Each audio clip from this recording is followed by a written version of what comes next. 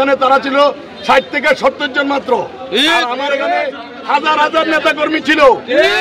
ইচ্ছা করলে প্রত্যেককে শায়েস্তা করতে পারতাম, কিন্তু আমাদের দলের নির্দেশ যে কোনো অবস্থাতে বিশৃঙ্খলা করা যাবে না, দলকে ক্ষতিগ্রস্ত করা যাবে না। তাই আমরা আজকে ধৈর্যের পরিচয় মিলিতভাবে এই বিজয় র্যালির আয়োজন করি এবং আমরা স্বতঃস্ফূর্তভাবে এই র্যালিতে অংশগ্রহণ করি। আমরা যখন এই র্যালি নিয়ে যাচ্ছিলাম, আমরা র্যালিকে সুন্দরভাবে আমরা পুরো বাজার প্রদক্ষিণ করে এবং যখন আমরা ফিরে আসতেছিলাম তখন আমাদের মিছিলের পিছনে অতর্কিতভাবে হামলা করে।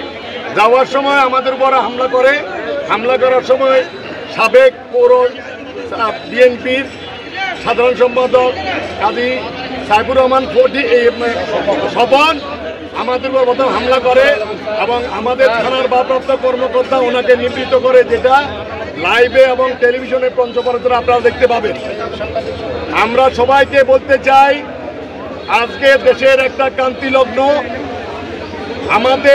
আমাদের এই র্যালিতে সুশৃঙ্খল এই র্যালিতে বহিষ্কৃত যারা ছিল তারা এবং আওয়ামী লীগের চিহ্নিত কিছু সন্ত্রাসী এবং কিশোর গ্যাংয়ের সম্মিলিতভাবে আমাদেরকে এটা পণ্ড করতে চেয়েছিল, কিন্তু আমরা সুশৃঙ্খলভাবে আমরা এই র্যালি সম্পন্ন করি। কিন্তু যারা আমাদের এই র্যালি পণ্ড করার চেষ্টা করেছে তাদের উদ্দেশ্য ভিন্ন। যেভাবে এখন সারা বাংলাদেশে গণতন্ত্র বিপন্ন করার যে ষড়যন্ত্র চলছে, ভোট বিপন্ন করার যে ষড়যন্ত্র চলছে, এটা তার বহিঃপ্রকাশ। সারা বাংলাদেশে বিএনপিকে যখন রাজনীতি থেকে দূরে রাখার পায়তারা করছে, তখন এই বাহিনীরা তাদের সাথে আঘাত করে বিএনপির এই শান্তিপূর্ণ সমাবেশ এবং র্যালিতেও তারা হামলা করছে। এটা হলো তাদের এজেন্ডা, এটাকে হামলা করা এবং বিএনপিকে সবার কাছে হেয় প্রতিপন্ন করা।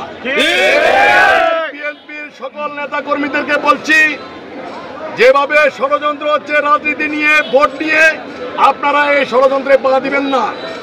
বিএনপিকে ধৈর্য ধরতে হবে এবং আমাদের আগামী নির্বাচনে বিএনপিকে জয়যুক্ত করতে হবে। আমি প্রশাসনের কাছে দাবি রাখতে চাই এবং সাংবাদিক বাজের মাধ্যমে বলতে চাই, যারা যে বহিষ্কৃতরা এবং চিহ্নিত আওয়ামী লীগের নেতা, আওয়ামী লীগের ক্যাডাররা এবং কিশোর গ্যাংয়েরা আমাদের এই শান্তিপূর্ণ র্যালিতে যে আক্রমণ করেছে, এটা দৃষ্টান্তমূলক শাস্তি চাই। না হলে আমরা দল, দেশ এবং এলাকার স্বার্থে আমরা চুপ করে আছি, কিন্তু ধৈর্যের বাঁধ যদি ভেঙে যায় তাহলে এটা দায়ভার সবাইকে নিতে হবে। আমি আমার কর্মীদেরকে নির্দেশ দিচ্ছি, কোনো উস্কানিতে পা দিবেন না। দেশের একটা ক্রান্তি লগ্ন চলছে, চক্রান্ত চলছে, রাজনীতি নিয়ে চক্রান্ত চলছে, দেশ নিয়ে চক্রান্ত চলছে, ভোট নিয়ে। এই আজকের এই ঘটনা সেই চক্রান্তের একটি বহিঃপ্রকাশ। আমি বারবার বলছি, যারা আজকে আমাদের উপর বহিষ্কৃতরা, আওয়ামী লীগের চিহ্নিত সন্ত্রাসীরা এবং এই কিশোর গ্যাংরা যারা করছে, এটা একটা পরিকল্পিত ঘটনা।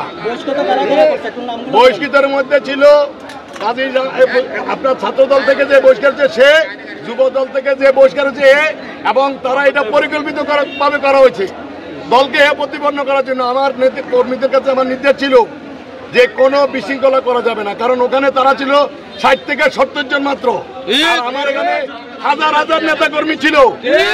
ইচ্ছা করলে প্রত্যেককে শায়েস্তা করতে পারতাম, কিন্তু আমাদের দলের নির্দেশ যে কোনো অবস্থাতে বিশৃঙ্খলা করা যাবে না, দলকে ক্ষতিগ্রস্ত করা যাবে না। তাই আমরা আজকে ধৈর্যের পরিচয় দিতে হবে। সবাইকে বলছি, ধৈর্যের পরিচয় দিতে হবে। এটা ফয়সালা আমরা হবেই। পিছনে থেকে ইট পাটকেল নিক্ষেপ করে 7 থেকে 8 জনকে খুব গুরুতর আহত রেখেছে তারা হাসপাতালে। আমাদের পিছনে যে রিক্সাটা ছিল, রিক্সা দুটা ভেঙে ফেলছে, রিক্সা ওই বহিষ্কৃত নেতারা ভাঙছে।